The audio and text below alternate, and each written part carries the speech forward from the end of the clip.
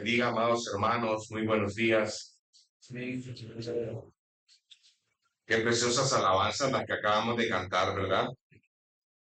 Y qué bonito también que hay algunos de ustedes que están aprendiendo las alabanzas. ¿Ve? Eso es bueno. Eso es bueno. Creo que todos deberíamos de memorizarnos las alabanzas, ¿verdad? Cierto que al inicio es necesario ponerlas acá, pero a medida que va avanzando el tiempo, creo que deberíamos de tener hacer un esfuerzo nosotros por de aprender los ejemplos de las alabanzas. Vamos a abrir nuestras Biblias en la segunda carta a los Corintios, capítulo 15, versículos del 11 al 17. En la mañana de hoy estaremos estudiando acerca del amor de Cristo que nos transforma. El amor de Cristo que nos transforma. Mire qué interesante lo que dice su palabra. Segunda carta a los Corintios, capítulo 5, versículos del 11 al 17. ¿Ya lo tienen, amados? Amén. Amén. Mira lo que dice. Mira el título, dice la nueva criatura. Versículo 11. Por tanto, conociendo el temor del Señor, persuadimos a los hombres, pero a Dios somos manifiestos, y espero que también seamos manifiestos en las conciencias de ustedes.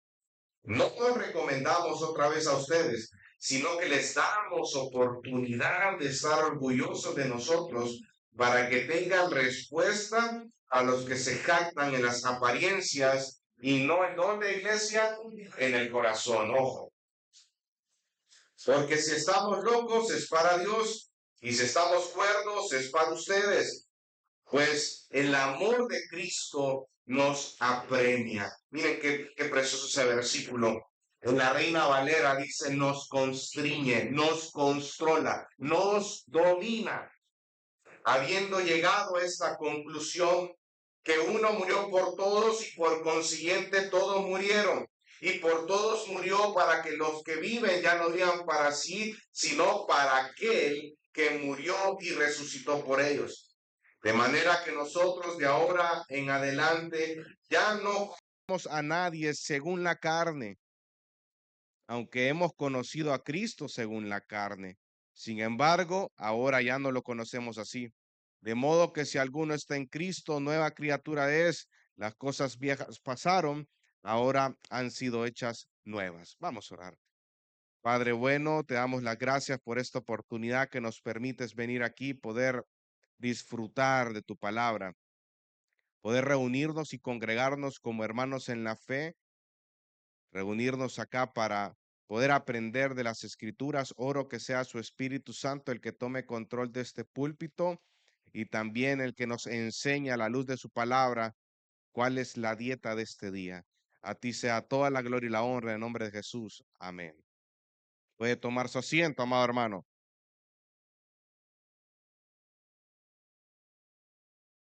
El amor de Cristo que nos transforma.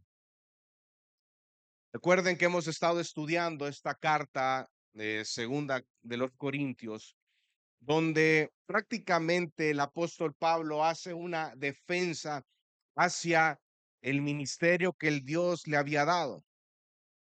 Como ustedes saben, en ese momento Pablo estaba siendo señalado por los falsos maestros como alguien que no tenía un corazón pastoral, como alguien que solo había llegado por 18 meses y había partido, como alguien que no amaba a la congregación, no amaba a la iglesia local. Se juzgaba sus motivaciones detrás de cada acción, se juzgaba si él ejercía la disciplina o no dentro de la congregación, se criticaba todo lo que hacía, y a eso agréguele que la congregación estaba siendo asediada, invadida por falsos maestros con falsas enseñanzas, que lo que hace la falsa enseñanza y los falsos maestros, hermanos, es dividir a la iglesia, dividir al cuerpo de Cristo, contrario a lo que la Biblia, las Escrituras nos mandan, es a preservar la unidad dentro del cuerpo.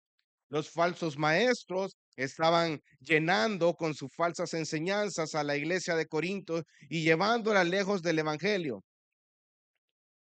Y desde el capítulo 2, versículo 14, Pablo inicia la defensa hacia el ministerio que el Señor le había otorgado a él por la gracia y por la misericordia.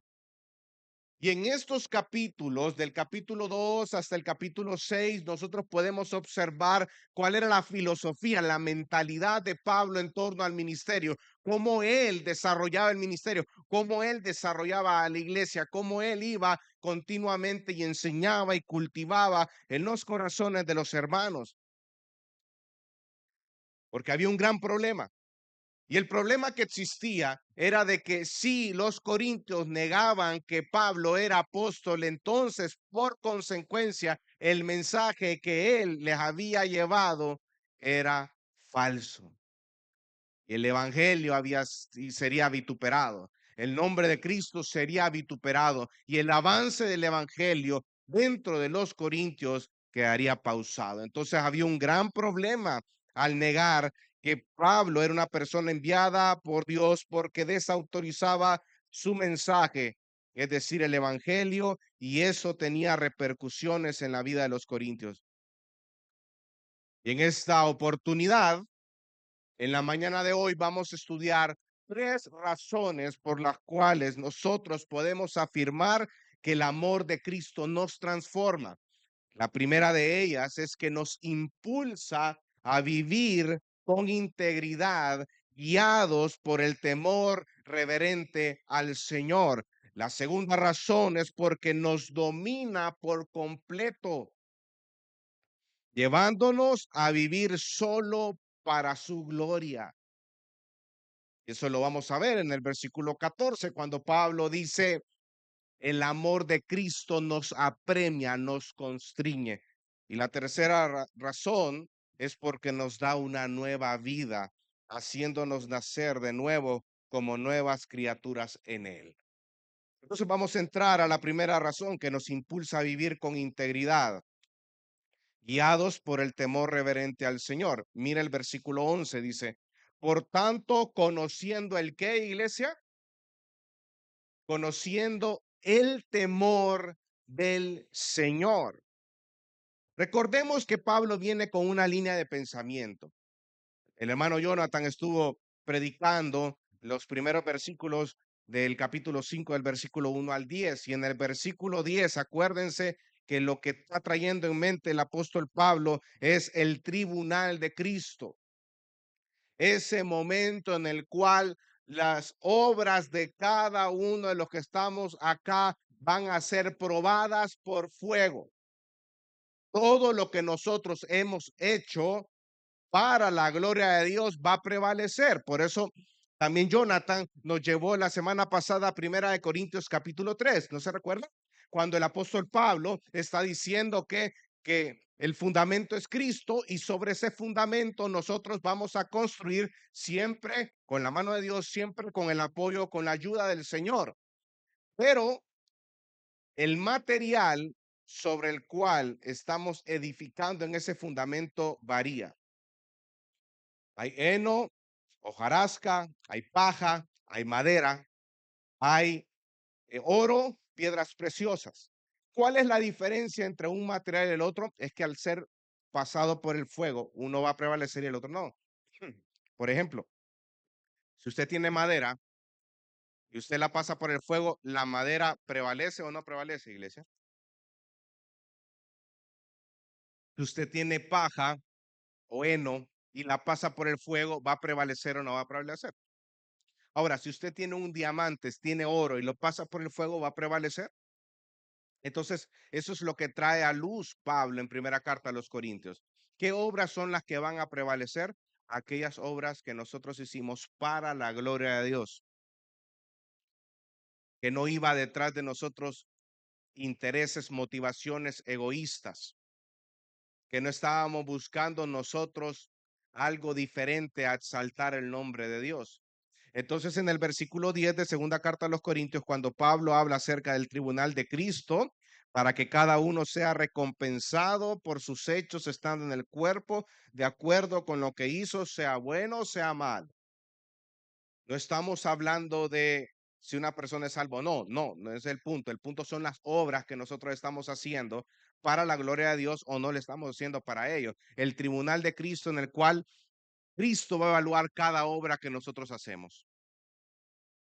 Entonces, trayendo esa idea acerca del tribunal de Cristo, viene en el versículo 11 y dice, por tanto, conociendo el temor del Señor.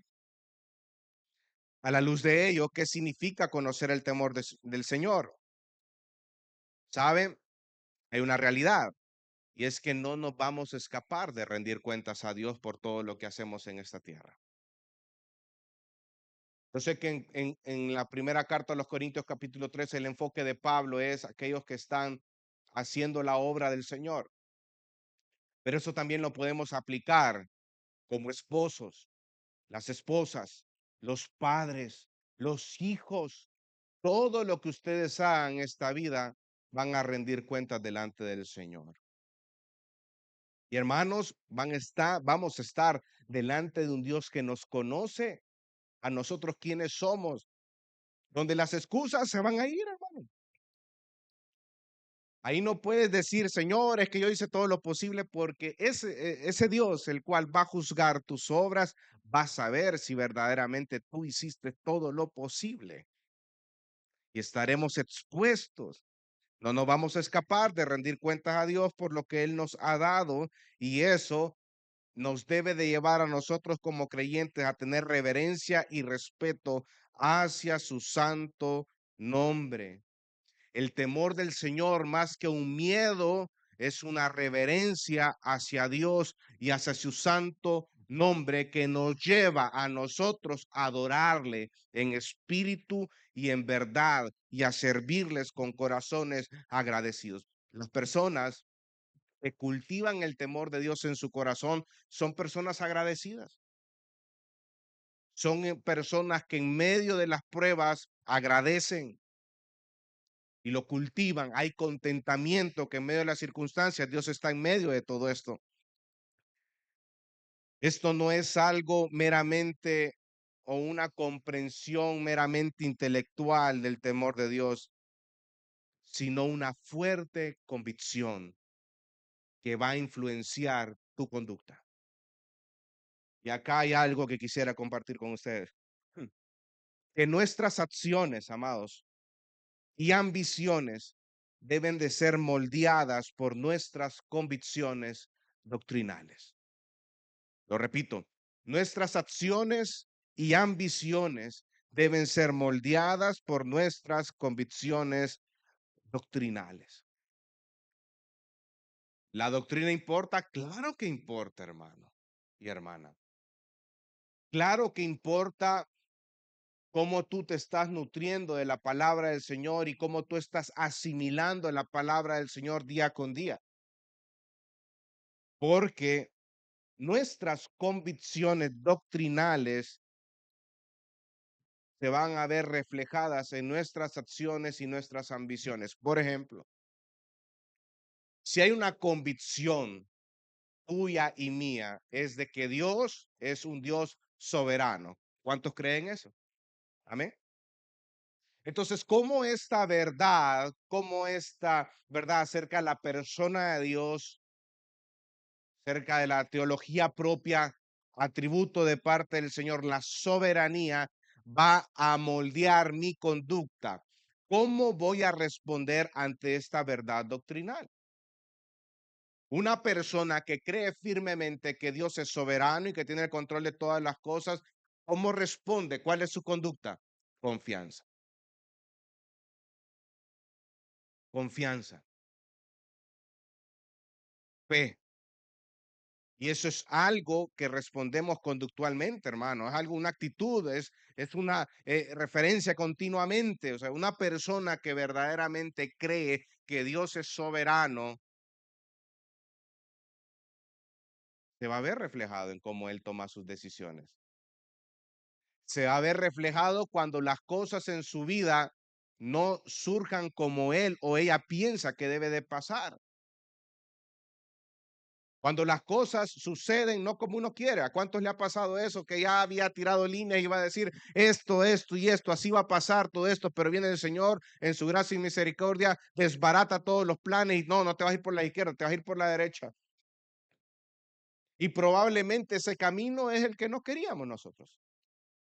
Pero una persona con una convicción acerca que Dios es soberano, aún en medio de las circunstancias, aún en medio de cuando las cosas salen de su control, él vuelve o ella vuelve y dice, Dios, tú tienes el control. Y si tú no permites esto es para mi bien, porque tú controlas mi vida.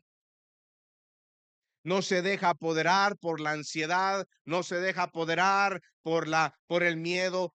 El miedo y la ansiedad no gobierna sus decisiones en ninguna manera, sino al contrario, sus decisiones son gobernadas a la luz de la palabra del Señor. Su confianza está puesta en la palabra del Señor. Nuestras convicciones doctrinales moldean nuestras acciones y nuestras ambiciones. Si, otro ejemplo, si para ti la iglesia es el cuerpo de Cristo y es una convicción en tu corazón de que la iglesia es el cuerpo de Cristo y es la esposa del Cordero, entonces tú vas a conducirte de esa manera. Para ti, la comunidad es algo muy importante, el congregarte es algo muy importante, el crecer con tus hermanos en la fe es muy importante, el llevar las cargas, animarse los unos a los otros, exhortarse los unos a los otros es muy importante. Y toda aquella actitud que va a dividir el cuerpo para ti es algo aborrecible, porque sabes que la unidad es algo que nos manda la Biblia a preservar. Las convicciones doctrinales moldean nuestras acciones y nuestras ambiciones. Y así podemos ver cada verdad doctrinal, cada verdad de las escrituras. Ahora, ¿qué pasa si yo no estudio la palabra de Dios? ¿Qué pasa si yo no estoy continuamente yendo a la palabra y aprendiendo la palabra? ¿Dónde van a estar tus convicciones, amados hermanos? Si no nos estamos nutriendo de la palabra del Señor,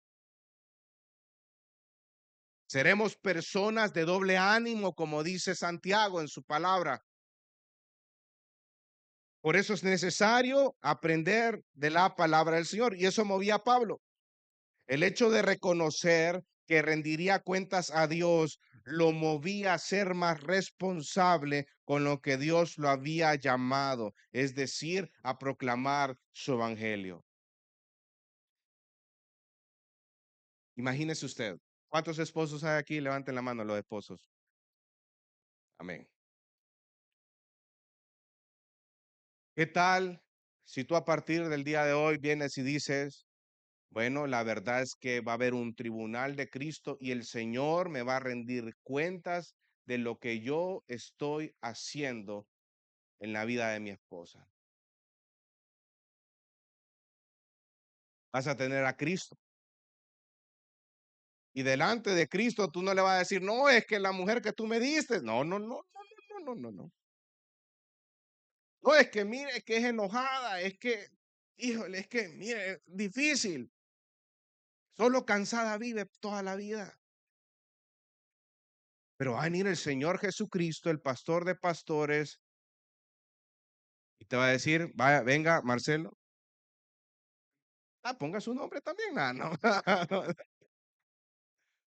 A ver, ¿qué hiciste con lo que yo te di en tus manos? Rendir cuentas nos lleva a nosotros que a ser más responsables con las cosas que Dios nos ha dado. Y Pablo estaba consciente de ello. Él estaba consciente que tarde o temprano se iba a estar cara a cara delante del Señor y le iba a rendir a cuentas a Cristo de las cosas que había hecho él, y eso lo movía a él a ser responsable con lo que Dios lo había llamado a hacer, que era proclamar el evangelio. Versículo 12, mire lo que dice.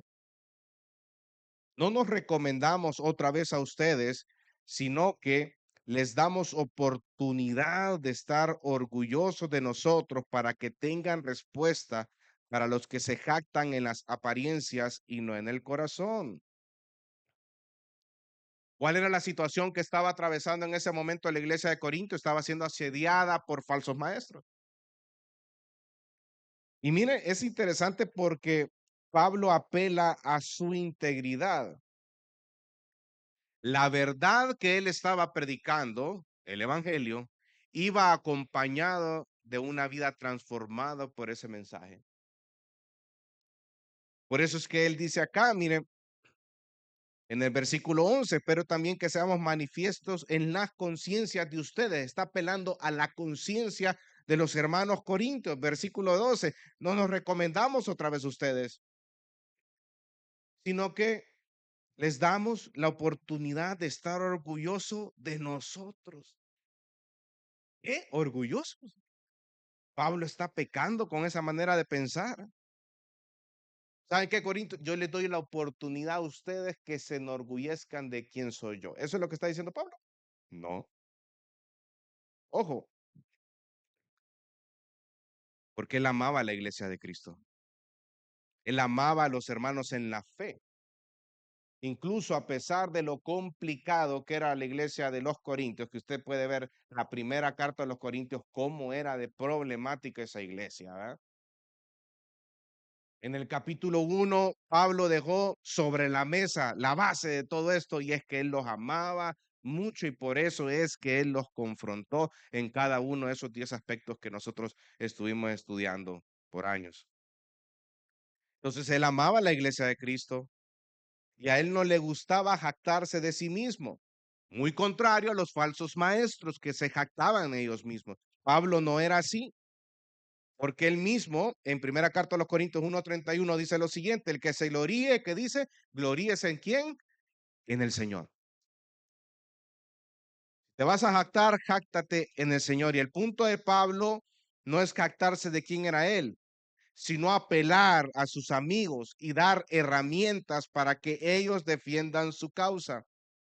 En lugar de dirigirse a los detractores, en lugar de dirigirse a los falsos maestros, él apela a aquellos que lo conocen y trae a la mesa la confianza de ellos en la integridad espiritual del apóstol. ¿Cuál era la base de ese orgullo que Pablo estaba ofreciendo a sus conversos en Corintio? ¿Saben? Es el conocimiento que los corintios tenían de primera mano de quién era Pablo. Porque los corintios por 18 meses estuvieron con Pablo, conviviendo, viviendo, viéndolo. Y ellos podían dar testimonio de quién era Pablo. Eso es lo que apela a Pablo acá. Ellos están diciendo que soy una persona falsa, que estoy llevando un mensaje falso. Ellos están diciendo que yo no amo a la iglesia de Cristo. Pero ustedes me conocen. Ustedes saben quién soy yo. Durante 18 meses estuve conviviendo con ustedes y saben que yo amo a Cristo y amo a su iglesia.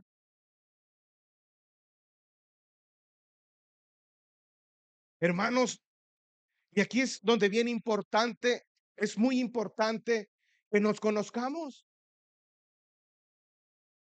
Nuestra iglesia, yo sé que es una iglesia pequeña, pero es una iglesia donde nos estamos enfocando mucho en cultivar las relaciones, profundizar las relaciones dentro de los hermanos en la fe.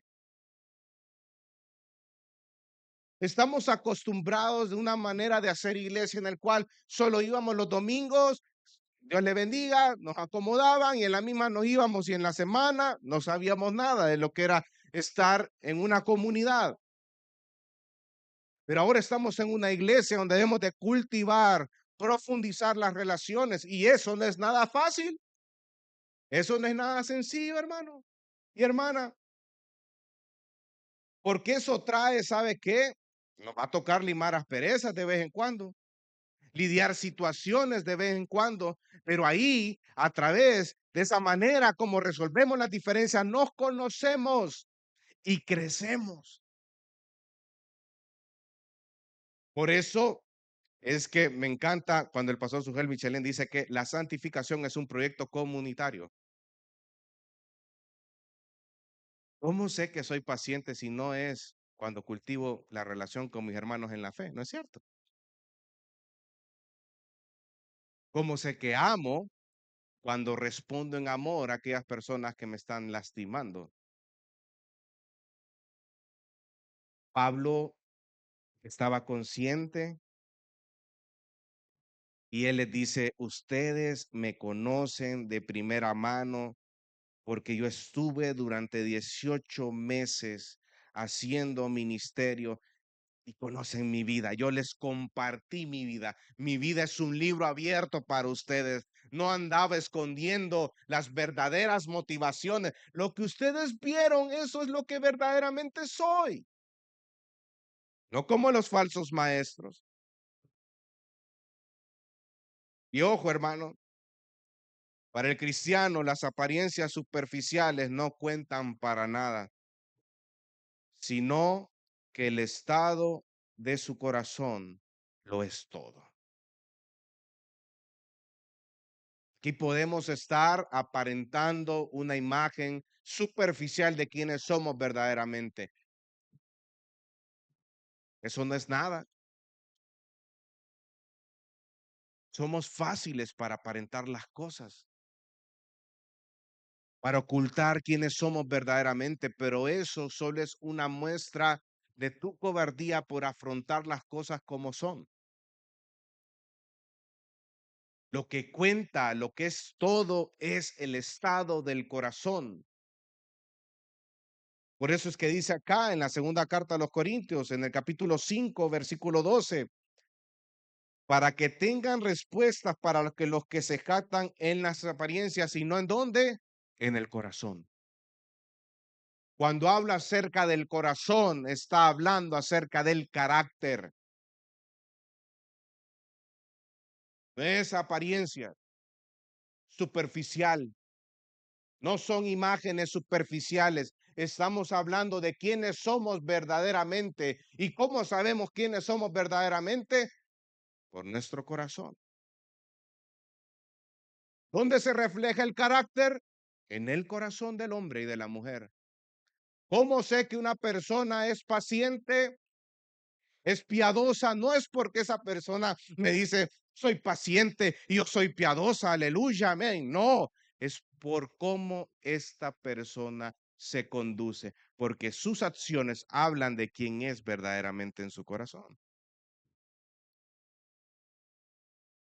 El carácter habla más que las palabras. Y el amor de Dios, el amor de Cristo que nos transforma, nos impulsa a llevar una vida en integridad. Pastor, pero yo cómo sé el estado de mi corazón. ¿Cómo sé quién soy yo verdaderamente en carácter? ¿Cómo sé que me hace falta crecer?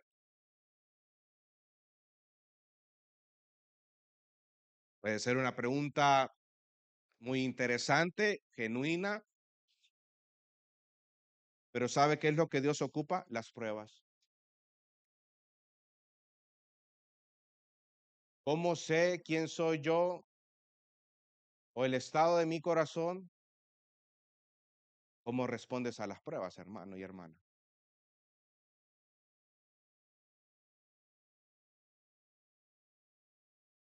¿Respondes piadosamente a las pruebas? ¿O cuando las cosas se escapan de tu control, tú explotas y dices, no, ya no puedo ser, y aquí quieres dejar todo lo que te pasa a ti en tu vida?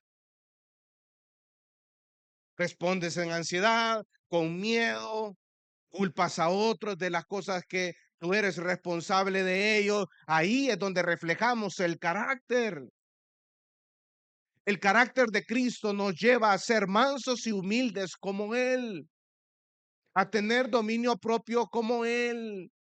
Gálatas 5 20 nos dice que el fruto del Espíritu es gozo, paz, paciencia, benignidad, fe, mansedumbre, templanza. Es fruto del Espíritu. Es el carácter de una persona moldeada por la palabra, moldeada por Dios, moldeada por el Evangelio. Entonces, cuando vienen las pruebas, amado hermano y amada hermana, eso evidencia que hay en nuestro corazón. Y gloria a Dios porque el Señor destruye las apariencias.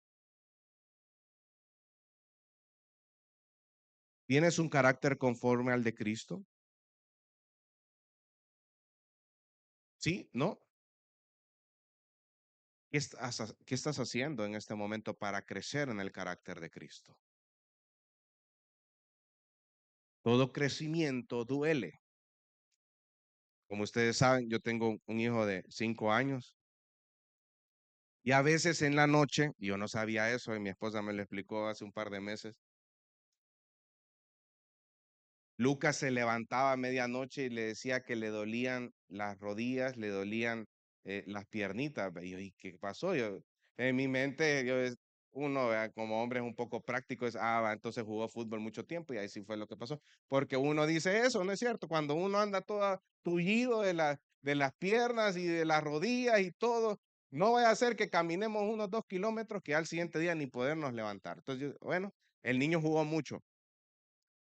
Vino mi esposa y me dijo, no, no es eso, sino que está creciendo. Y cuando crece, duele.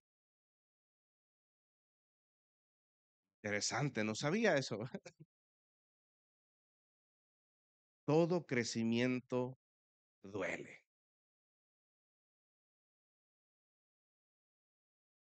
¿No es cierto? ¿Quién ha sufrido acá que no le ha dolido?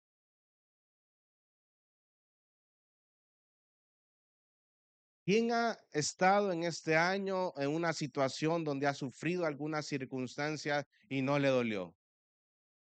Y no lloró y no fue quebrantado. Ahora, ¿quién eres tú después de ese sufrimiento? Porque Dios moldea el corazón, el carácter de las personas a través del sufrimiento para hacer su obra en el corazón de cada creyente. Y a partir de ese dolor y de ese sufrimiento, si tú eres creyente, has crecido en carácter, en confianza en Dios. Todo crecimiento duele y cuesta, sin embargo, es necesario. Versículo 13 dice, porque si estamos locos es para Dios y si somos cuerdos es para vosotros. ¿Sabe que una de las cosas que los falsos maestros decían acerca de Pablo, acuérdense que estamos en el primer punto, que estamos hablando acerca que el amor de Cristo nos transforma porque nos impulsa a vivir en integridad, guiados por el temor reverente al Señor? Los falsos maestros le decían a Pablo que él estaba loco. Y cuando ocupa esa palabra en el griego, estar loco, estar fuera de sí, no estar cuerdo. Ahora en la mañana estaba leyendo, en mi devocional estoy leyendo el Evangelio de Juan. Y en el capítulo 10 de Juan aparece que los fariseos decían de Jesucristo que él estaba fuera de sí, que él no estaba cuerdo. De Juan el Bautista también decían lo mismo, que tenía un demonio. ¿Ya?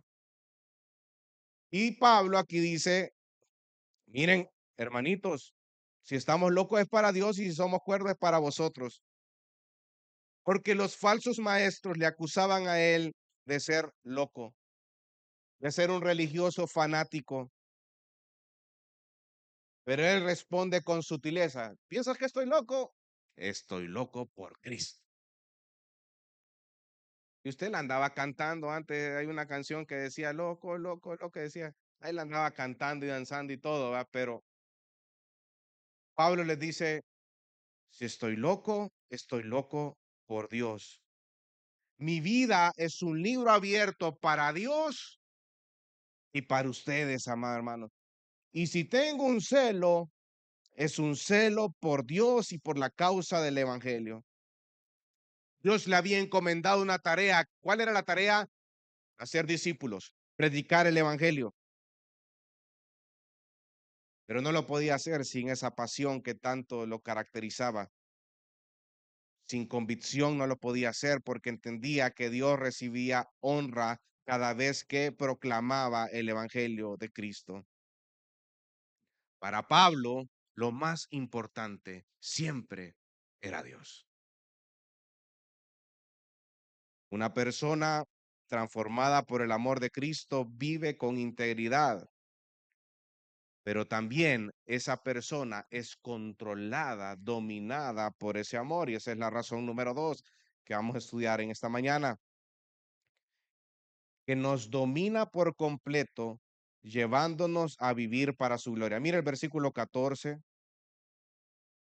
dice, pues el amor de Cristo nos apremia, habiendo llegado a esta conclusión, que uno murió por todos y por consiguiente todos murieron, y por todos murió para que los que viven ya no vivan para sí, sino para aquel que murió y resucitó por ellos.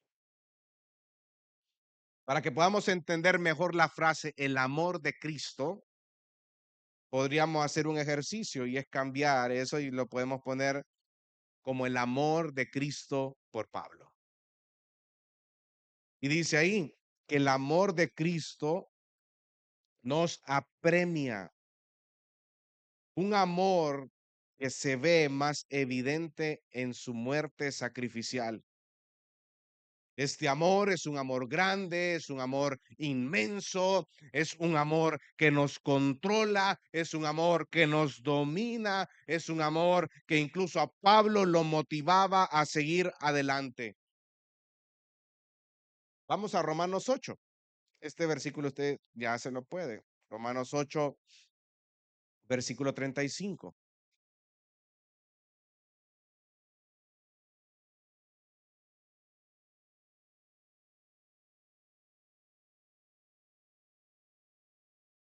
Romanos 8:35.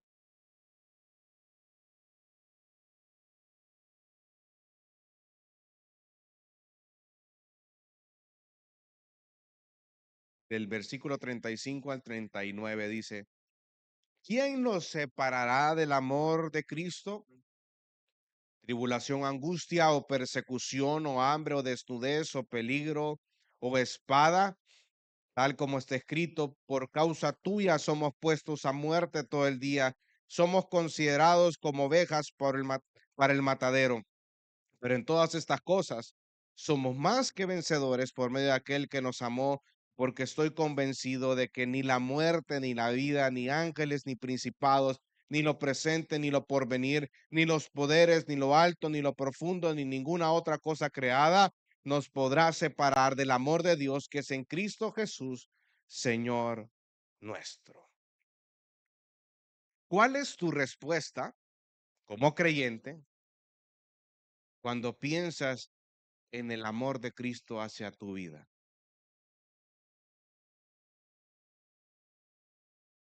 Pablo lo caracteriza y pone una palabra muy interesante. Dice, el amor de Cristo nos apremia. Me gusta más la traducción Reina Valera, que dice, nos constriñe. Y cuando habla acerca de apremia, constriñir, es algo que hace referencia, es algo que obliga, es algo que domina, es algo que nos abruma. Algunos traductores sostienen que la mejor manera de traducir esta palabra constriñe o apremia es controlar. Esa palabra describe una presión, pero es una presión que produce acción. Como lo sostiene el teólogo Murray en su comentario acerca de la segunda carta a los Corintios. El amor de Cristo es un poder dominante en la vida del creyente que efectivamente elimina la elección. Miren qué interesante. Elimina la elección, ya que no les deja otra opción que vivir para Dios y para Cristo. El amor de Cristo nos constriñe. El amor de Cristo nos apremia. Es esa presión que nos lleva a actuar, que no nos da otra salida, otra elección que vivir para la gloria de Dios, vivir para Cristo y vivir para Dios. ¿Qué es lo que te motiva a ti a venir aquí? ¿Qué es lo que te motiva a ti a congregarte, a orar, a buscar a Dios en intimidad? Mire, hermano, usted puede poner cualquier excusa, cualquiera, la que usted quiera, pero eso a la luz del amor de Cristo Jesús a mi vida se queda corto.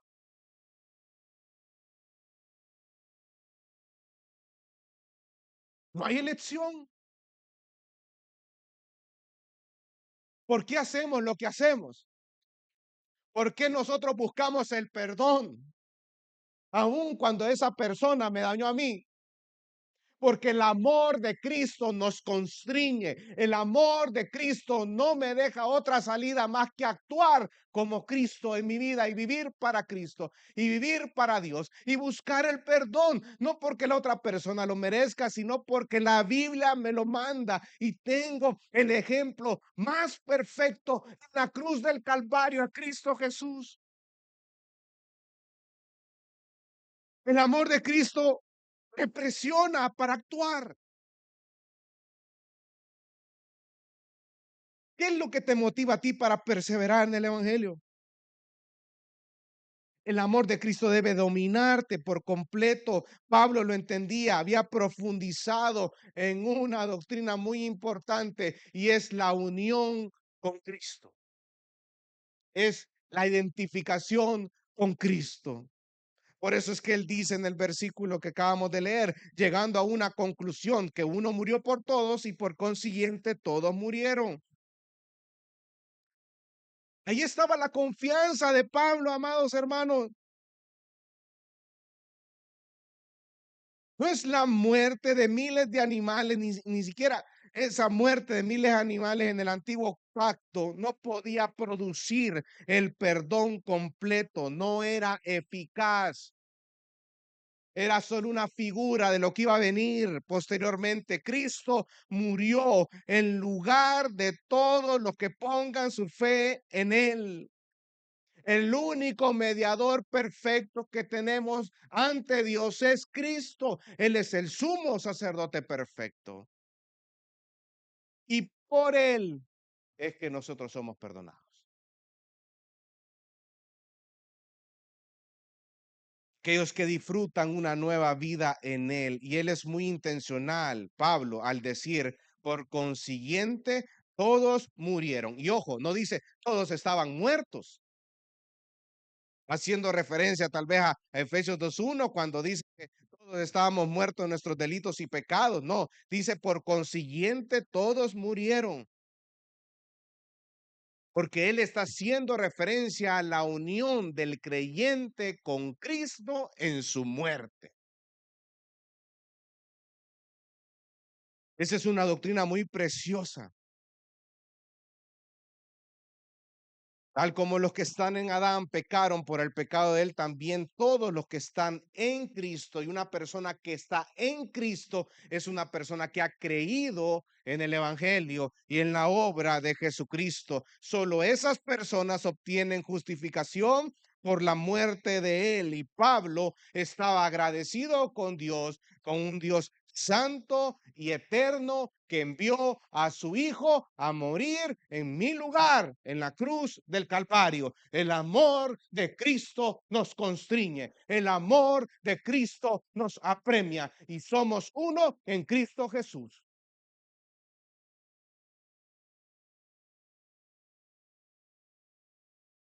Gálatas 2:20 dice, con Cristo he sido crucificado.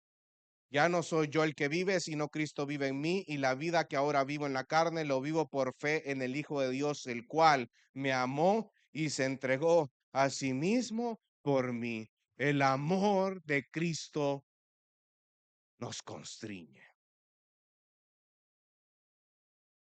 El deseo de Pablo era vivir para aquel que soberanamente y por medio de su gracia lo había salvado por medio de su sangre. Versículo 15.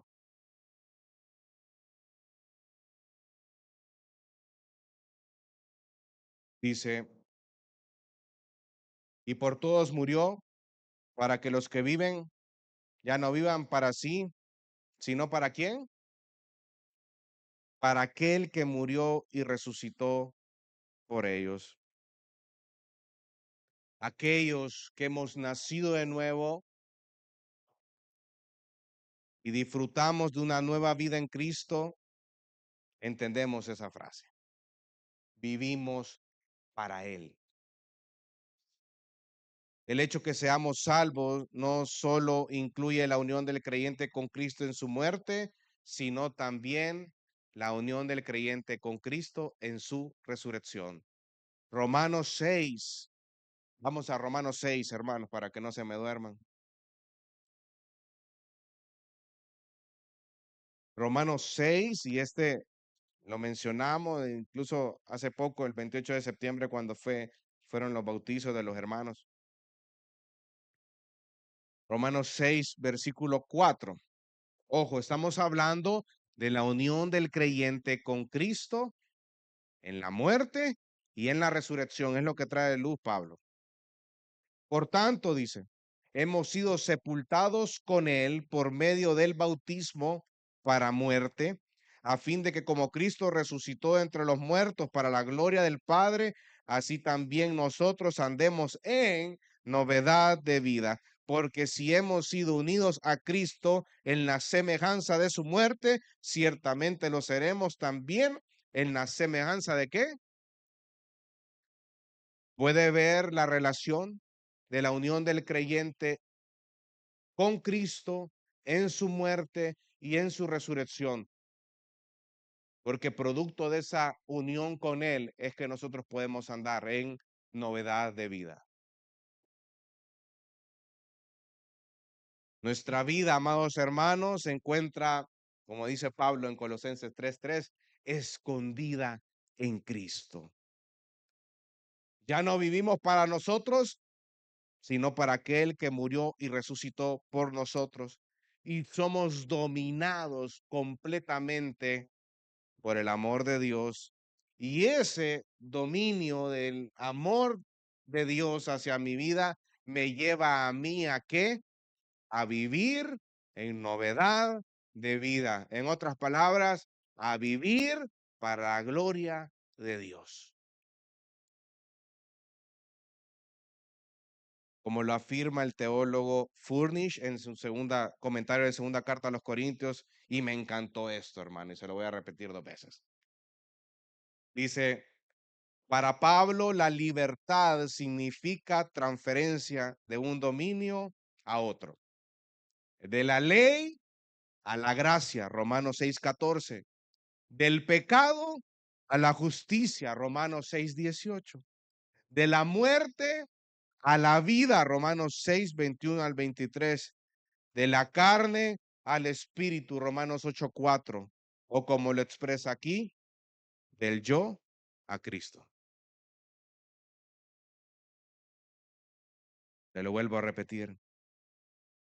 Para Pablo, la libertad significa transferencia de un dominio a otro, de la ley a la gracia, del pecado a la justicia, de la muerte a la vida, de la carne al espíritu, o como lo expresa aquí, del yo a Cristo.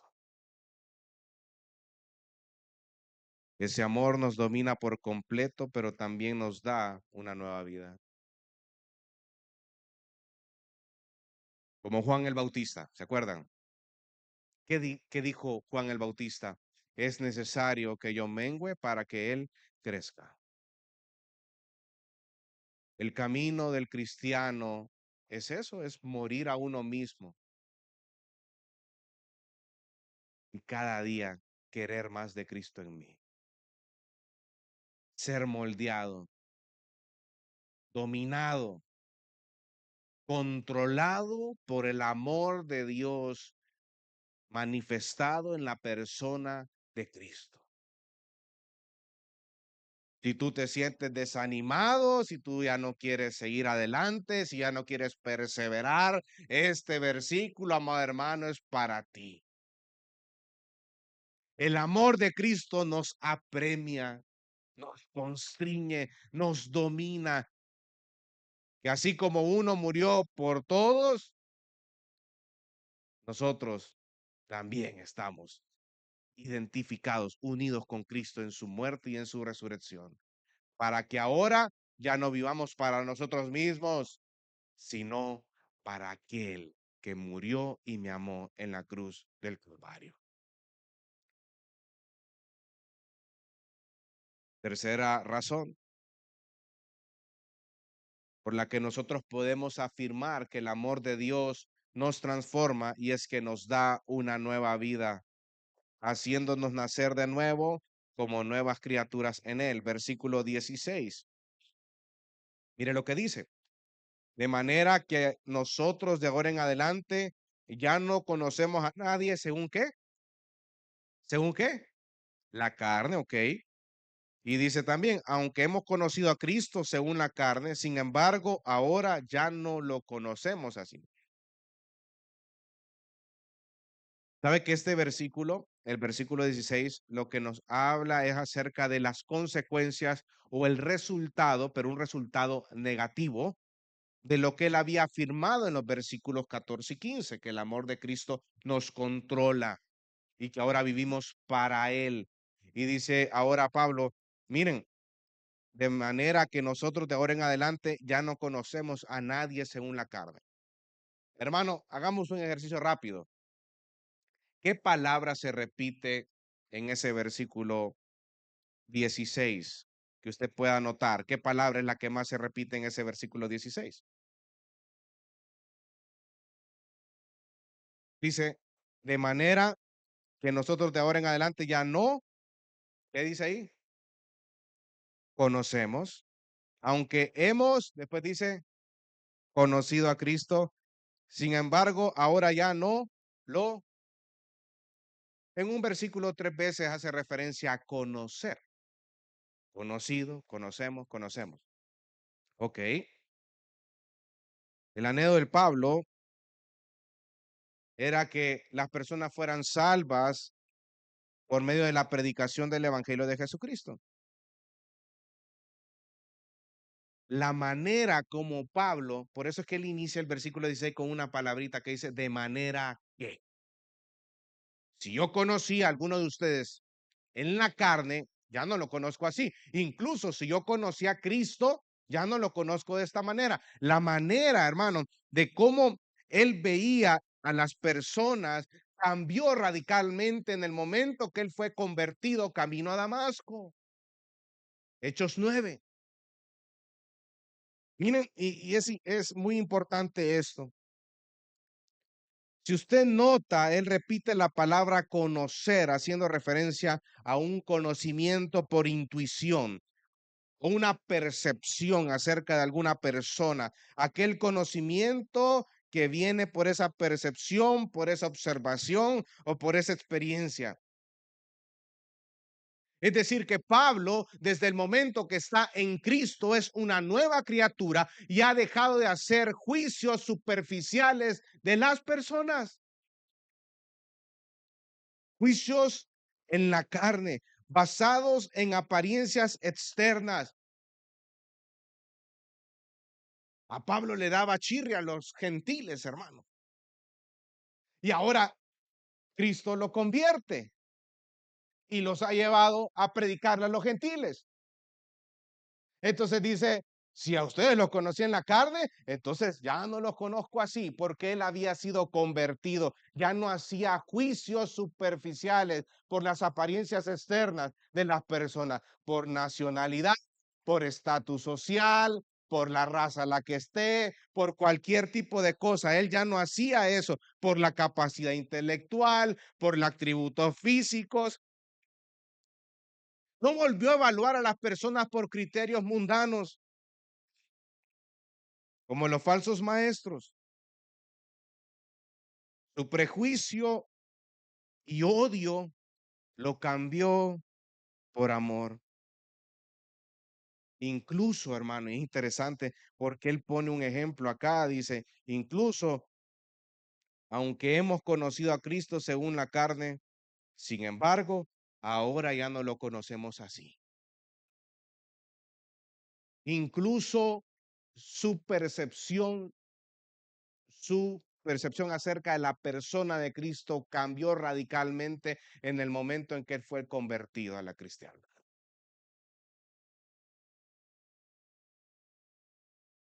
Su prejuicio y odio lo cambió por amor. Probablemente Pablo había hecho una valoración superficial humana de la persona de Cristo y haciendo conclusiones a partir de prejuicios. ¿Cómo veía a Cristo Pablo antes de su conversión? Pregunta muy interesante. Vamos a Hechos 26.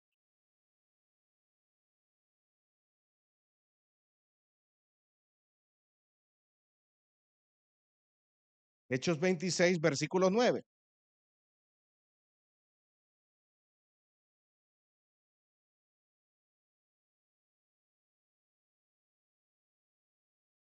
Aquí Pablo está defendiéndose ante Agripa. Y mira el versículo 29, porque él estaba, más adelante habla acerca de su conversión. Dice, yo ciertamente había creído que debía hacer muchos males en contra de quién, del nombre de Jesús de Nazaret. Esto es precisamente lo que hice en Jerusalén. No solo encerré en cárceles a muchos de los santos con la autoridad recibida de los principales sacerdotes, sino que también cuando eran condenados a muerte, yo añadía mi voto, castigándoles con frecuencia en todas las sinagogas.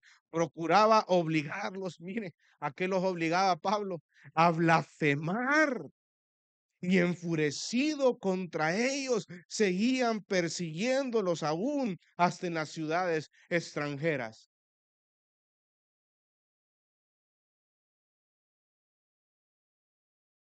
Imagínense esos prejuicios que él tenía acerca de los cristianos, acerca de las personas en la carne, lo que lo había llevado a hacer a él, a perseguir a los cristianos, a dar votos para que mataran a los cristianos y a provocar, mover que esos cristianitos que estaban ahí a punto de morir, blasfemaran en contra de Dios y de Cristo. Y él pensaba que estaba haciendo las cosas bien.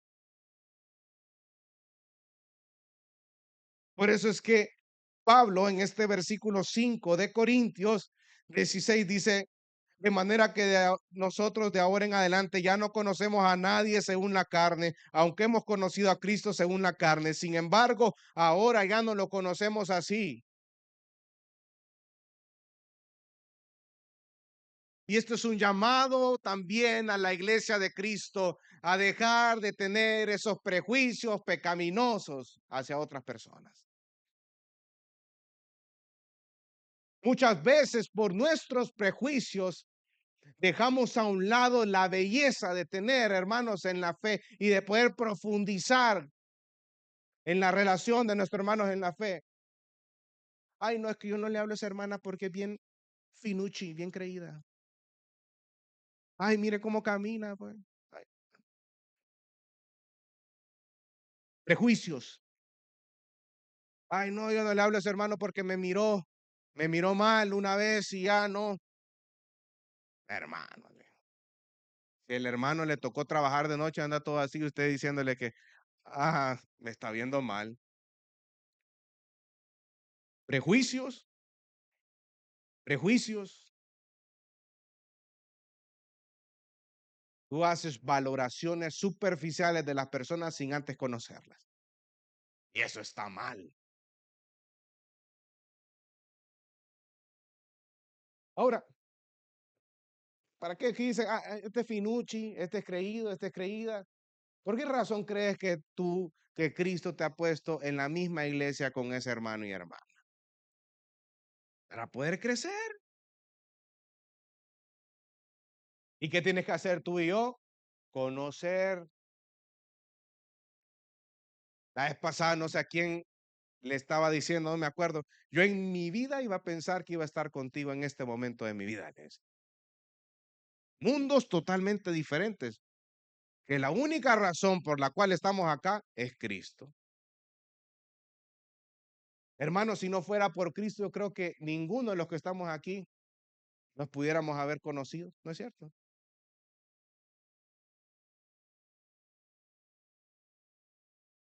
Los prejuicios, deja de estar enmarcando a los demás hermanos y hermanas, conózcanlos. Y saben, se va a dar cuenta de algo, son pecadores.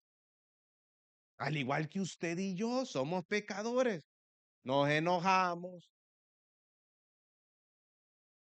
se nos sale el indio de vez en cuando. No nos gustan que nos estén molestando, ¿verdad? Pero sí nos gusta molestar. Mentimos de vez en cuando.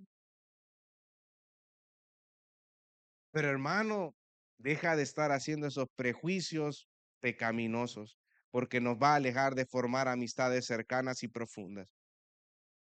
Gracias a Dios que nos permite ver a Cristo como lo que es. Por eso Pablo dice acá en el versículo 17, de modo que si alguno está en, nueva criatura es. Pero antes de ser una nueva criatura, ¿qué tengo que estar? En Cristo. Y ojo, porque esto nos permite ver a Cristo como lo que es, Dios encarnado, Salvador, el Señor de toda la creación y el verdadero Mesías. En el momento que nosotros como creyentes somos transformados por el amor de Cristo, somos convertidos, hermano. Como fue el caso de Pablo, que Dios le quitó la venda de sus ojos cuando iba de camino a Damasco. Por eso es que él dice, de modo que si alguno está en Cristo, nueva criatura es, las cosas viejas pasaron, aquí todas son hechas nuevas. Para Pablo, para la teología paulina, estar en Cristo es ser receptor de todas las bendiciones y las riquezas espirituales por medio de él. Toda la carta a los Efesios habla acerca de esas riquezas espirituales que recibimos a través de él. El poder llamarnos iglesia, el poder ser receptores de la redención, de la salvación, ser justificados por él, ser redimidos por él. De las tinieblas a la luz, una persona que estaba muerta en sus delitos y pecados, ahora tiene una nueva vida en Cristo Jesús. Es parte de la bendición de estar en Cristo. La unión del creyente con Cristo. Hay una realidad que se ha dado a esa persona y es que esa persona ha nacido de nuevo por la gracia de Dios y está siendo santificado continuamente. Por eso es que dice, las cosas viejas pasaron. Y aquí todas son hechas nuevas.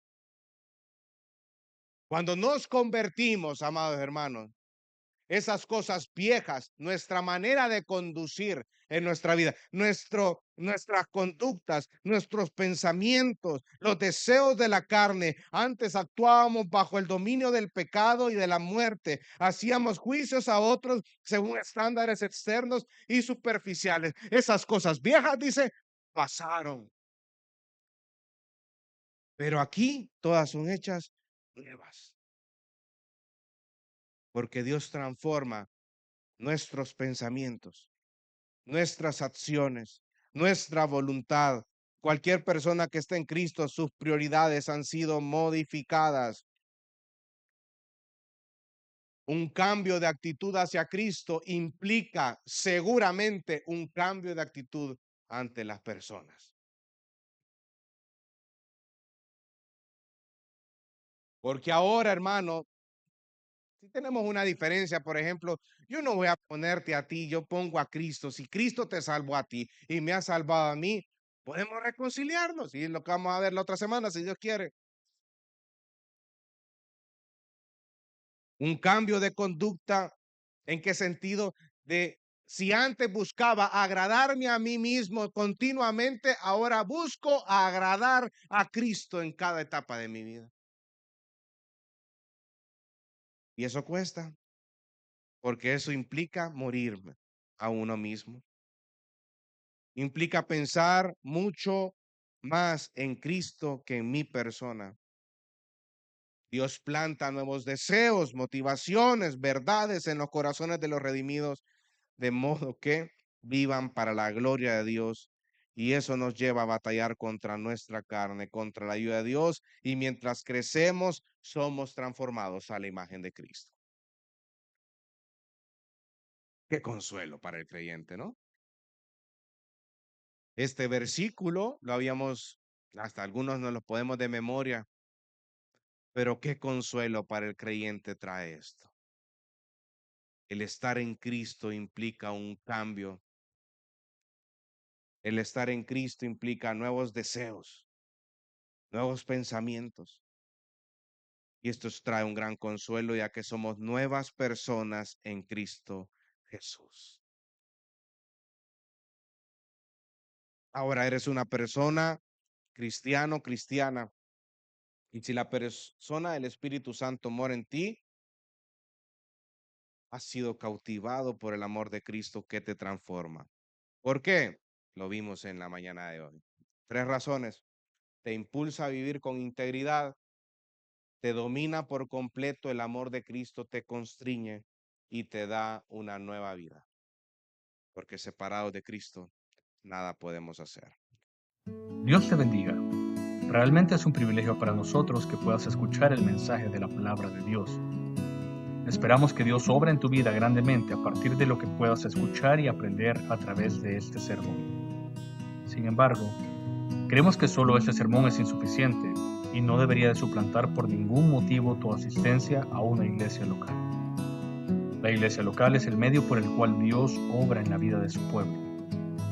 Te motivamos a que busques una iglesia sana donde congregarte o puedas contactarte con nosotros en nuestras redes sociales para que nos puedas visitar. Será un gusto poder servirte y que podamos juntos adorar a Dios en comunión con sus redimidos mientras aprendemos de su palabra. Que el Señor te bendiga.